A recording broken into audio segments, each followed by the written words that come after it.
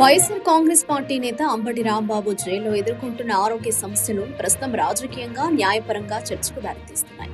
పైకి దూకుడుగా కనిపించే అంబటి రాంబాబు వాస్తవానికి తీవ్రమైన ఆరోగ్య సమస్యలతో బాధపడుతున్నారని సమాచారం. ముఖ్యంగా ఆయనకు స్లీప్ అప్నియా సమస్య ఉన్నట్లు వైద్యులు నిర్ధారించారు. నిద్రలో శ్వాస ఆగిపోతున్న సమస్య. అంబటి రాంబాబు నిద్రలో ఉన్న సమయంలో ఒక్కోసారి శ్వాస ఆగిపోయే పరిస్థితి ఎదురవుతుందని వైద్యులు వెల్లడించారు. సాధారణంగా శ్వాస తిరిగి ప్రారంభమవుతుందని, కానీ మధ్యలో గ్యాప్ ఎక్కువైతే ప్రాణాలకు కూడా ప్రమాదం ఏర్పడే అవకాశం ఉంది అని హెచ్చరించారు.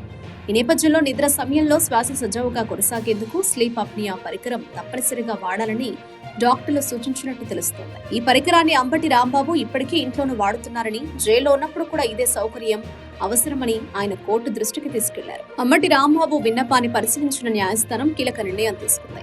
ఆయన ఆరోగ్య పరిస్థితిని దృష్టిలో ఉంచుకుని రాజమండ్రి జైల్లో ఉన్నంత కాలం స్లీప్ అప్నియా పరికరం వాడుకునేందుకు కోర్టు అనుమతిచ్చింది.